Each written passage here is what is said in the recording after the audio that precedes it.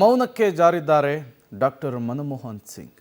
ನಿನ್ನೆ ತಡರಾತ್ರಿ ಏಮ್ಸ್ ಆಸ್ಪತ್ರೆಯಲ್ಲಿ ವಿಧಿವಶರಾಗಿರುವಂಥದ್ದು. 10 ವರ್ಷ ಪ್ರಧಾನಿಯಾಗಿ ಸೇವೆ ಸಲ್ಲಿಸಿದ ಮನಮೋಹನ್ ಸಿಂಗ್ ಕೊನೆ ಉಸಿರನ್ನು ಎಳೆದಿದ್ದಾರೆ. 2004ರಿಂದ 2014ರವರೆಗೂ ಕೂಡ ದೇಶದ ಪ್ರಧಾನಿಯಾಗಿ ಸೇವೆಯನ್ನು ಸಲ್ಲಿಸಿರುವಂತಹ ಕೀರ್ತಿ, ಸಿಖ್ ಸಮುದಾಯದ ಮೊದಲ PM ಎಂಬಂತಹ ಗರಿಮೆ ಕೂಡ ಡಾಕ್ಟರ್ ಮನಮೋಹನ್ ಸಿಂಗ್ ಅವರಿಗೆ ಸಲ್ಲುತ್ತೆ.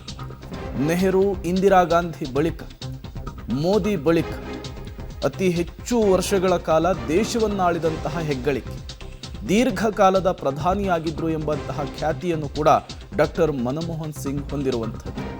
ನೆಹರು ಬಳಿಕ 5 ವರ್ಷ ಪೂರೈಸಿದಂತಹ ಮೊದಲ ಪ್ರಧಾನಿ ಡಾಕ್ಟರ್ ಮನಮೋಹನ್ ಸಿಂಗ್ ಅವರು.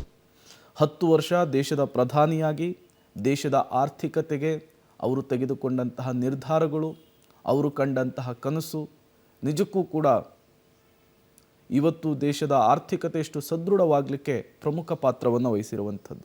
ಜೊತೆಗೆ ಡಾಕ್ಟರ್ ಮನಮೋಹನ್ ಸಿಂಗ್ ಅವರ ರಾಜಕೀಯ ಹಾದಿ, ಅವರು ಗುರುತಿಸಿಕೊಂಡಂತಹ ರೀತಿ ಅವೆಲ್ಲವೂ ಕೂಡ ಇಂದಿನ ರಾಜಕಾರಣಿಗಳಿಗೆ ಮಾದರಿಯಾಗಿರುವಂಥದ್ದು. ಅದರಲ್ಲೂ ಪ್ರಮುಖವಾಗಿ ಉದ್ಯೋಗ ಖಾತರಿಯಂತಹ ಯೋಜನೆ ಆಗಿರಬಹುದು, ಮಾಹಿತಿ ಹಕ್ಕು ಕಾಯ್ದೆ ವಿಚಾರ ಆಗಿರಬಹುದು, ಆಹಾರ ಹಕ್ಕು, ಚಂದ್ರನಿಂದ ಮಂಗಳ ಗ್ರಹದತ್ತ ಹೆಜ್ಜೆ ಇಟ್ಟಿರುವಂತಹ ರೀತಿ, ಆಧಾರ್ ಕಾರ್ಡ್ ಯೋಜನೆ ಎಲ್ಲವೂ ಕೂಡ ಮನಮೋಹನ್ ಸಿಂಗ್ ಕಾಲದಲ್ಲಿ ಇಂಪ್ಲಿಮೆಂಟ್ ಆದುವಂಥವು. ಅವೆಲ್ಲವೂ ಕೂಡ ಸದೃಢ ಭಾರತಕ್ಕೆ, ನವ ಭಾರತಕ್ಕೆ ಒಂದು ಭದ್ರ ಬುನಾದಿಯನ್ನು ಹಾಕಿದಂತಹ ಯೋಜನೆಗಳು.